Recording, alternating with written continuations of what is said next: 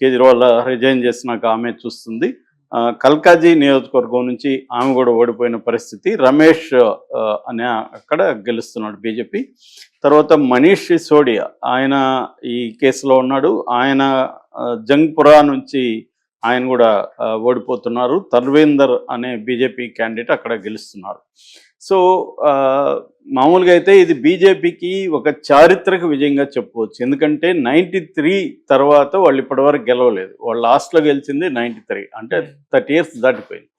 So 30 yearsకు ముందు ఢిల్లీ పీఠాన్ని వదులుకున్న BJP మళ్ళీ 30 years తర్వాత బీజేపీ ఢిల్లీ పీఠాన్ని కైవసం చేసుకోవడం అనేది వాళ్ళకి అది చాలా పెద్ద విన్ను. అదే కాకుండా దేశంలో గుండెకాయ లాంటి రాజధానిని కైవసం చేసుకోవడం వల్ల దేశంలో ఒక సిగ్నల్స్ పంపిస్తుంది. ఆల్రెడీ హర్యానాలో గెలిచారు, మహారాష్ట్రలో గెలిచారు, ఇప్పుడు ఢిల్లీ, నెక్స్ట్ ఇంకా బీహారు, వెస్ట్ బెంగాల్, తమిళనాడు ఇలాగా ఉన్నాయి. సో ఇది ఒక బూస్ట్ కూడా ఇస్తుంది. అట్ ద సేమ్ టైం ప్రతిపక్షాల ఐక్యతకు ఇది పెద్ద దెబ్బ అని కూడా చెప్పచ్చు. మనకి ఇండియా కూటమి ఏదో కొంత వాళ్ళు యునైట్ అవుతున్నారు, ఆర్గనైజ్ అవుతున్నారు అన్న పరిస్థితుల నుంచి మళ్ళీ వాళ్ళు విడిపోయారు. కేజ్రీవాల్ ఇప్పుడు ఓడిపోవడానికి అది కాంగ్రెస్ కూడా ఒక కారణం అని చెప్తున్నారు. బట్ మనం డేటా కానీ ఇప్పటివరకు అందుతున్న, ఇంకా డీటెయిల్గా డేటా రాలేదు, ఇప్పటి వరకు అందుతున్న డేటా చూస్తే మాత్రం కాంగ్రెస్ ఇన్ఫ్లుయెన్స్ కూడా చాలా తక్కువ ఉంది. కాంగ్రెస్ వీళ్ళతో కలిసి ఉన్నా కూడా బీజేపీనే వచ్చేది అనేది అక్కడ ఢిల్లీలో ఉన్న అనేక మంది విశ్లేషకులు చెప్తున్నారు. సో చాలా చోట్ల కాంగ్రెస్ ఓటింగ్ చూసినప్పుడు అది నామినల్గా ఉంది. కాంగ్రెస్ ఎక్కడ కూడా పెద్ద ఇన్ఫ్లుయెన్స్ అయితే చేయలేదని చెప్తున్నారు.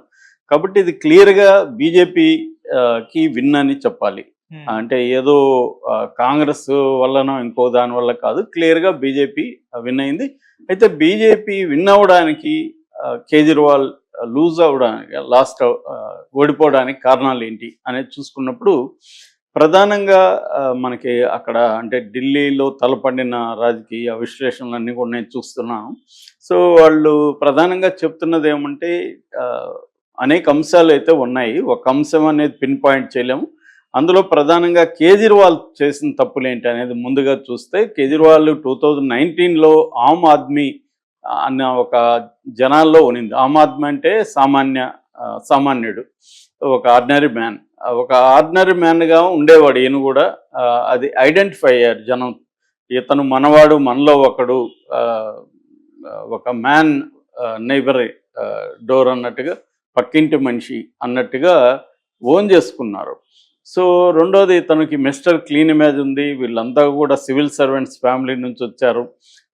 రెండోది, అవినీతి వ్యతిరేక ఉద్యమం నుంచి వచ్చారు. ఈయన అన్నా హజారేతో కలిసి చేశాడు. ఇదంతా పనిచేసింది.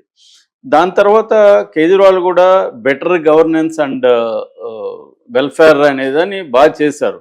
అంటే ప్రజలకు ఏమేమి కావాలి, బేసిక్ నీడ్స్ అయిన హెల్త్ సెక్టర్ కావచ్చు, లైవ్లీహుడ్స్ కావచ్చు, ఎడ్యుకేషన్ కావచ్చు, ఇటువంటివన్నీ చేయగలిగారు. అయితే బీజేపీ ఇప్పుడు మనం ఓవరాల్గా ఇండియన్ పాలిటిక్స్లో వస్తున్న చేంజ్ కానీ గమనిస్తే, అభివృద్ధి, వెల్ఫేర్ అనేది మాత్రమే మంత్రాలు చెప్పించి మనం గెలుస్తామంటే ఎవరు కూడా గెలిచే పరిస్థితి ఇవ్వలేదు. పాలిటిక్స్ చేయాలి.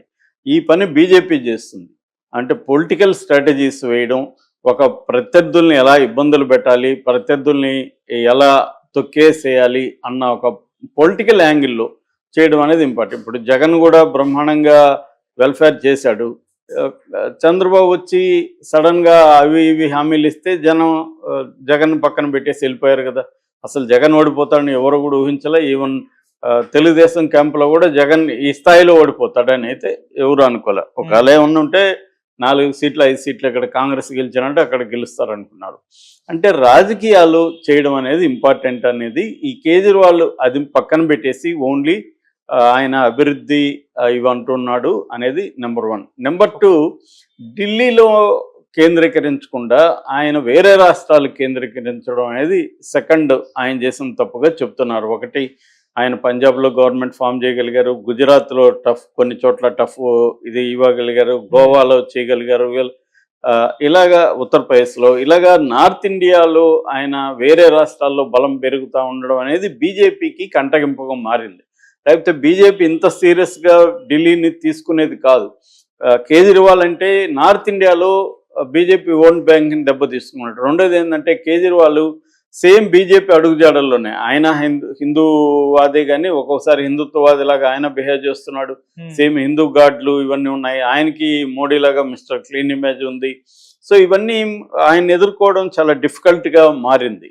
రెండవది అది దానివల్ల ఏమైందంటే బీజేపీ కూడా ఢిల్లీ మీద మోర్ ఫోకస్ పెట్టింది. At the same time Kejriwal Delhi మీద ఫోకస్ తగ్గించి మిగతా రాష్ట్రాల మీద ఫోకస్ పెంచాడు. దానివల్ల ఏమైందంటే పార్టీ నిర్మాణాన్ని ఢిల్లీలో కన్స్ట్రక్ట్ చేయడంలో ఫెయిల్ అయినాడు అనేది చెబుతున్నారు. ఎందుకంటే సెకండరీ లీడర్షిప్ని డెవలప్ చేయడంలో కేజ్రీవాల్, న్యూ లీడర్షిప్ని డెవలప్ చేయడంలో కేజ్రీవాల్ ఫెయిల్ అయినాడు. సో అది పార్టీ ఎప్పుడైనా ఒక వ్యక్తి ఇమేజ్ వల్ల బిగినింగ్ రావచ్చు. మనకి జగన్ కూడా అదే కనబడుతుంది. ఆయన ఇమేజ్ వల్ల వచ్చి ఉండొచ్చు, కానీ తర్వాత పార్టీ స్ట్రక్చర్ అనేది జగన్ పక్కన పెట్టాడు. ఇది కూడా కేజ్రీవాల్ కూడా అదే అంటున్నారు. మూడవది ఈ అవినీతికి సంబంధించి కేజ్రీవాల్కి ఎంతో కొంత బ్యాడ్ నేమ్ వచ్చింది. ఆయన మీద వచ్చినప్పుడు ఆయన రిజైన్ చేసి ఉంటే బాగుండేది. కాకుండా నేను జైలు నుంచి కూడా సీఎంగా ఉంటాను, ఇవన్నీ నెగిటివ్ ఒక నెగిటివ్ అభిప్రాయాల్ని క్రియేట్ చేశాయి. ఇది అట్లాగే నాయకులు చాలా మంది కూడా కరప్ట్గా ఉన్నారు. వాళ్ళంతా కంట్రోల్ చేయడంలో, కొంతమంది మంచి వాళ్ళని దూరం చేసుకోవడంలో, అంటే తనకు అహంకారం అవన్నీ పెరిగి కొంతమంది కూడా ఆయన బీజేపీ నాయకుడిని లైవ్లో చెప్పుతో కొట్టాడు. దాని తర్వాత ఆర్జీవి తలకు ₹1 ప్రకటించాడు. ఆర్జీవి తల తీసుకొస్తే ₹1 ఇస్తానని. ఇలాగా గతంలో కూడా అనేక ఇది ఉంది. ఆయన అప్పటికి ఎమ్మెల్యే కాదు, ఏం కాదు, ఓన్లీ స్పోక్స్ పర్సన్. ఆయనకేమంటే గట్టిగా మాట్లాడే నేచర్ ఉండదు. దళితుడు కావడం, దీనివల్ల ఆయనకి మైలేజ్ వచ్చింది. రెండోది ఇలాంటి డ్యారింగ్గా ఉండి ప్రత్యర్థుల్ని వైసీపీ వాళ్ళని తిట్టడం అనేది బాగా కలిసి వచ్చింది. దాంతో ఆయనకి తిరువూరుకి ఎమ్మెల్యే టికెట్ ఇచ్చారు. అక్కడ తిరువూరు ఎమ్మెల్యే అయినప్పటి నుంచి కూడా ఆయన వైసీపీ వాళ్ళని పక్కన పెడితే తెలుగుదేశానికి సంబంధించిన అనేక మందితో ఆయన రచ్చ చేస్తున్నాడు. రెండోది అనేక మందిని వేధింపులకు గురి చేస్తున్నాడని గతంలో కూడా ఆయన మీద ఇవ్వచ్చింది. చిట్యాల సర్పంచ్ శ్రీనివాసులు ఆయన భార్యను వేధిస్తే ఆయన భార్య ఆత్మహత్య పురుగుల మందు తాగింది. అప్పుడు అది పెద్ద ఇష్యూ అయింది.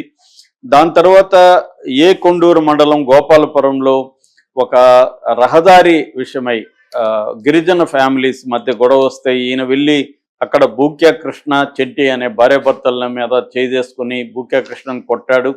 దాంతో కృష్ణ భార్య చెంటి అని ఆమె పురుగుల మందు తాగింది, ఆత్మహత్య ప్రయత్నం చేసింది. అట్లాగే ఆయన నోటి దురుసు కూడా ఆయనకి గట్టిగా ఉంది.